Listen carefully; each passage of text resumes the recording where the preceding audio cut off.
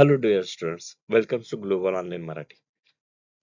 Sir, जसं की तुम्हाला सर्वांनाच माहिती आहे की सावित्रीबाई फुले पुणे युनिव्हर्सिटीने जे परिपत्रक काढलंय त्याच्यात त्यांनी सांगितलेलं आहे की 4 मे रोजी जी आपली 40वी सेट एक्झाम असेल ती आयोजित करण्यात आलेली आहे.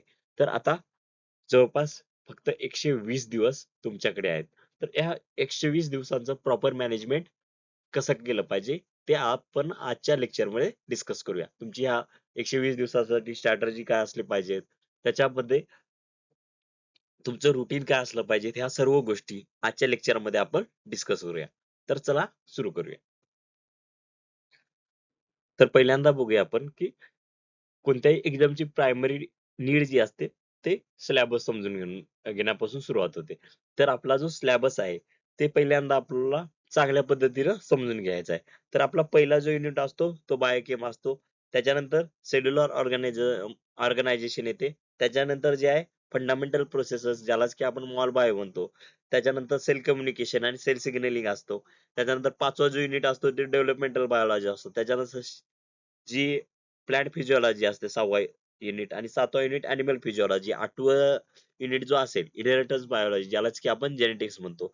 आणि त्याच्यानंतर 9वा युनिट जो आहे डायव्हर्सिटी ऑफ लाईफ फॉर्म ज्याच्यामध्ये आपण ॲनिमलचं क्लासिफिकेशन ॲनिमल आणि प्लांटचं दोन्हीचं क्लासिफिकेशन बघतो. त्याच्यानंतर 10वा युनिट जो असतो तो इकोलॉजी असतो. त्याच्यानंतर 11वा युनिट इव्होल्युशन असतो.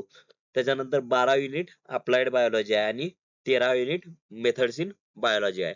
तर हे असे आपले 13 युनिट आहेत.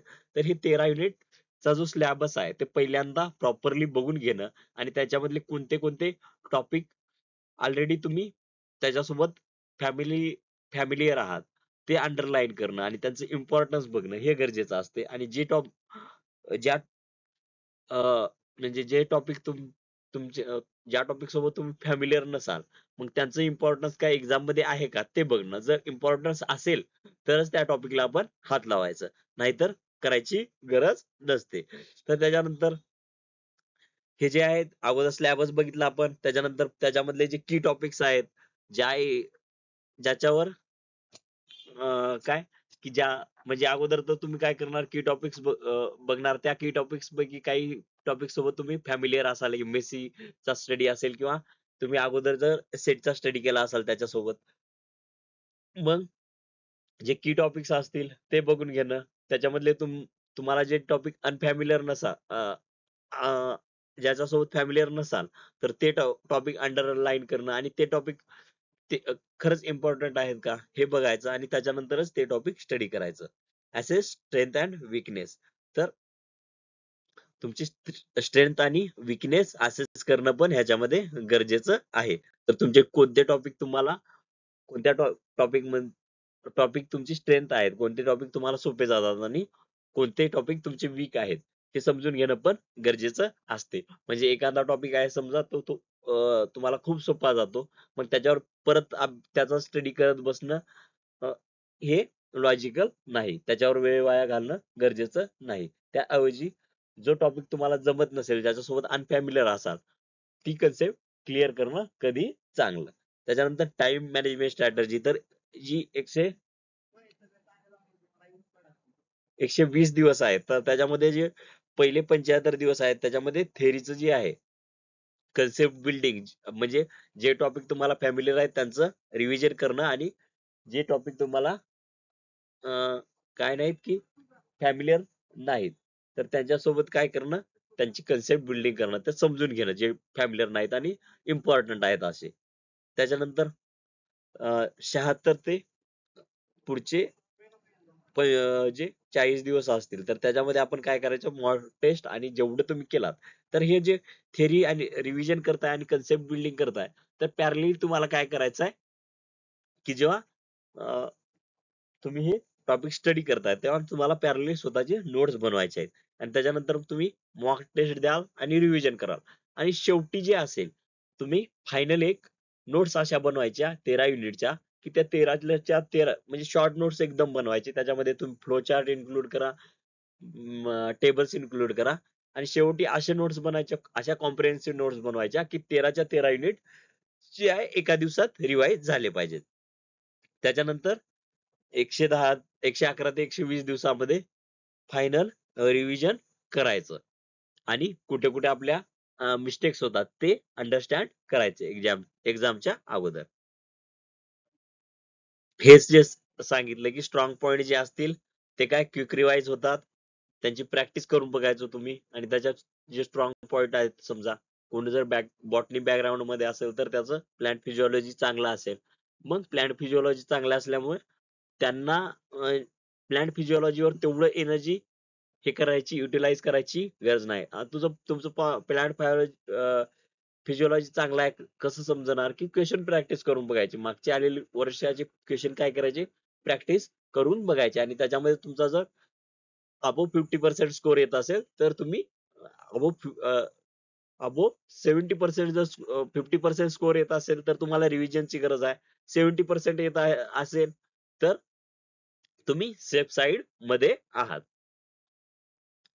आणि एकदा रिव्हिजन केल्यानंतर ते महिन्यातून परत, म्हणजे महिन्यातून परत एकदा ते डोळ्याखालून गाठलं पाहिजे.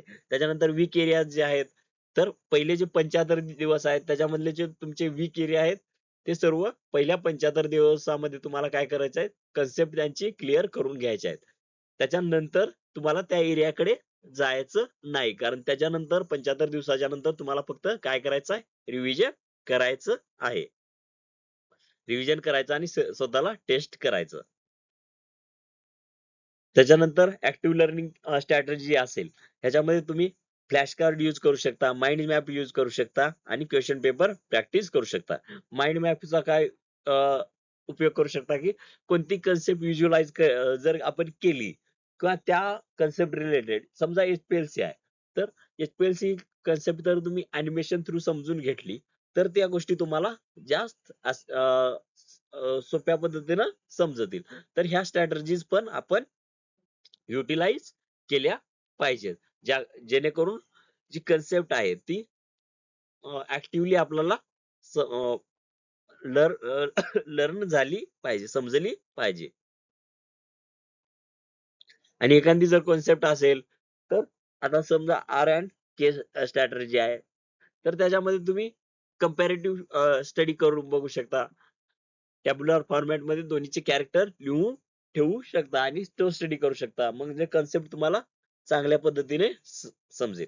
आणि स्वतःला एक गोल्स ठरवायचे, जास्त हायर गोल्स पहिल्यांदा ठरवायचे नाहीत.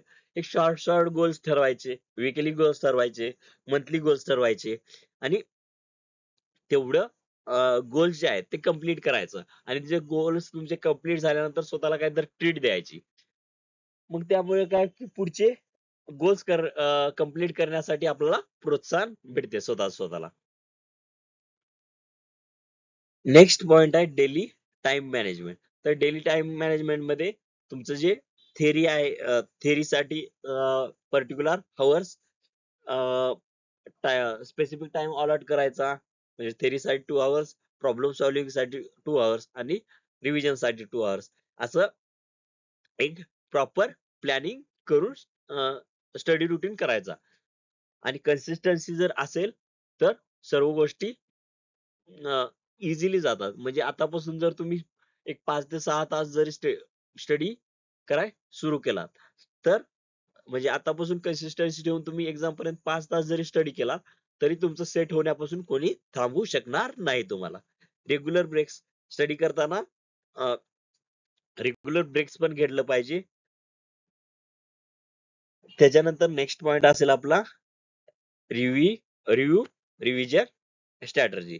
तर डेली रिव्ह्यू म्हणजे दिवसाभरामध्ये जेवढे आपण कन्सेप्ट काय केलो, वाचलो, त्याचं डेली रिव्ह्यू केलं, डेली रिव्हिजन केलं पाहिजे. त्याच्यानंतर आठवड्याभरात जेवढे टॉपिक केलं त्याच्यासाठी एक दिवस अलॉट करायचा आणि विकली रिव्ह्यू करायचा. आणि मंथली मॉक टेस्ट देऊन आपली मंथली आणि विकली मॉक टेस्ट देऊन आपली जी प्रोग्रेस आहे ती आपण स्वतःच इव्हॅल्युएट केली पाहिजे.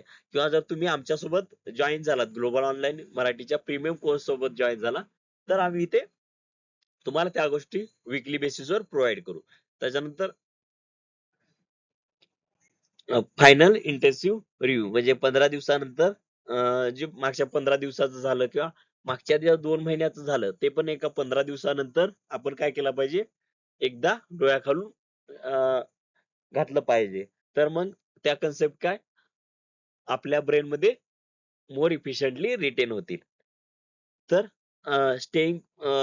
जर आपण कन्सिस्टंट राहिलो, रुटीन फिक्स केला, डेली प्रोग्रेस इव्हॅल्युएट केली, रेग्युलर सेल्फ असेसमेंट केली, तर आपल्या हे जे आहे सेट काय जास्त अवघड एक्झाम नाही.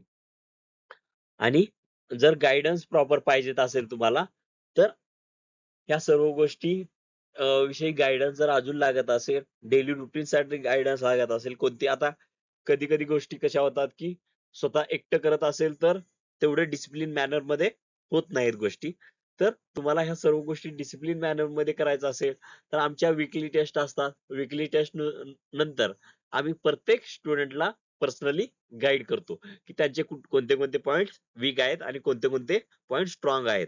आणि एक्झाम तुमची परत एक्झामची जी प्रिपरेशन सुरू होण्याच्या अगोदर पण तुमच्या सोबत एकदा कन्सल्ट केलं जाईल की तुमचे वीक पॉइंट, आणि त्यामधून तुम्हाला रिपोर्ट दिला पाहिजे जाईल की तुमचे वीक पॉइंट कोणते आहेत, स्ट्रॉंग पॉइंट कोणते आहेत, आणि तुमची personalise strategy, personalise study plan हा पण डिझाईन ग्लोबल ऑनलाईन मराठी कडून करून दिला जाईल. त्याच्यानंतर टार्गेटेड प्रॅक्टिस, आपल्याकडे नंबर ऑफ मॉक टेस्ट आहेत, वीकली मॉक टेस्ट आहे, प्रत्येक टॉपिकवर मॉक टेस्ट आहेत, पर कम्प्लीट पेपर सेट आहेत, आणि सर्वात महत्वाचं की मोटिवेशनल सपोर्ट पण आहे. आणि तुम्हाला कधी जरी काय इन बिटवीन कोणत्याही कन्सेप्ट मध्ये अडचण आली, कुठे तुम्हाला जर म्हणजे स्वतःचं इव्हॅल्युएशन करताना काही प्रॉब्लेम आल्या, तर त्या पण गोष्टी आम्ही त्या पण गोष्टी आम्ही काय करू, तुमच्यासोबत डिस्कस करू. म्हणजे वीकली रिपोर्ट तुम्हाला तुमच्या स्वतःचा दिला जाईल की तुमचे वीक पॉइंट कोणते आहेत, स्ट्रॉंग पॉइंट कोणते आहेत, आणि कोणत्या पॉइंटवर काम करायची गरज आहे. यानुसार तुम्हाला परत पण जी पुढची डायरेक्शन असेल ती पण तुमची सोपी जाईल. तर 120 दिवसाचं टोटल जे गाईडन्स लागत असेल तुम्हाला, तर तुम्ही आपलं जे प्रीमियम कोर्स आहे त्याला जॉईन करू शकता. आणि आपल्या प्रीमियम कोर्सची जी स्पेशालिटी आहे की आपण ग्लोबल ऑनलाईन मराठी तर्फे फक्त सेट एक्झामला टार्गेट करतो. म्हणजे आपली ऑडियन्स स्पेसिफाईड आहे.